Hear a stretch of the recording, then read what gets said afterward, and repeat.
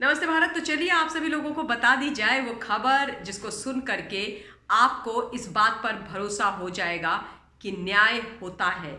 और न्याय की जो चक्की है और सच की जो चक्की है वो धीरे पीसती है, लेकिन पीसती बड़ा बारीक है।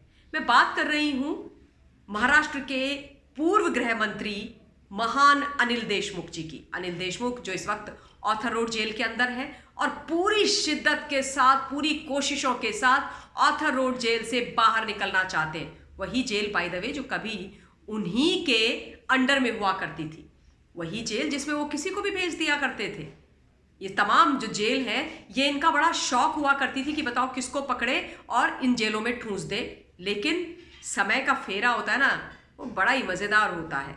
तो अब फेरा ऐसा हुआ है कि खुद जेल के अंदर हैं, कोशिशों पर कोशिशें की जा रही हैं उनकी लीगल टीम के द्वारा कि इनको जमानत मिल जाए। मैंने अपने पिछले वीडियो के माध्यम से बताया था कि किस प्रकार से ईडी ने झकझोर के रख दिया था अपने तर्कों के द्वारा इनके वकील को स्पेशल कोर्ट के सामने, जब एक स्पेशल अर्जी लगाई गई थी अनिल देशमुख के द्वारा अपनी रिहाई के लिए।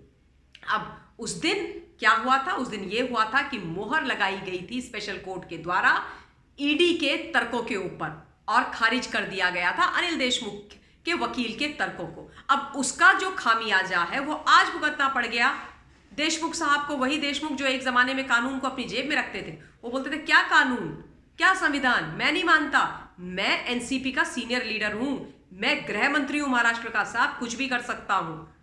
तो वही अब जेल के अंदर हैं और आज उनके न्यायिक हिरासत को 14 दिन से फिर से बढ़ा दिया गया है। यानी कि जेल में 14 दिन वो और रहेंगे, फिर उनकी किस्मत का फैसला होगा।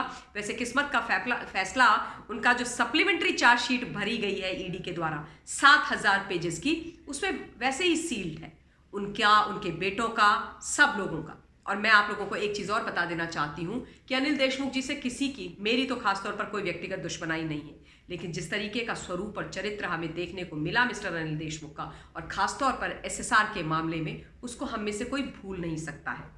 और मेरा ये मानना है व्यक्तिगत तौर पर कि जब आप राजनीतिक जीवन में आते हैं तो आप देश के और समाज के और लोगों की सेवा के लिए आते हैं। पर वो राजनेता जो सफेद उजले कपड़े पहन करके काले काम करते हैं और जनता को बेवकूफ बनाते हैं, देश के साथ गलत करते हैं, उनको सत्ता में रहने का और उनको वो अपना झूठी इज्जत बना करके लोगों से प्रणाम लेने का कोई हक नहीं है। उनके बारे में, उनकी गलतियों को जरूर बताया भी जाना चाहिए, उन बात भी की जानी चाहिए और एक्सपोज भी उनको होना चाहिए। और इसीलिए लगातार मैं बात करती हूँ महाराष्ट्र के उन नेताओं की और उन लोगों की, उन आईपीएस ऑफिसर्स की भी जो गलत हैं और जिन्होंने बहुत गलत किया है देश के अंदर, महाराष्ट्र के अंदर और मुंबई के अंदर।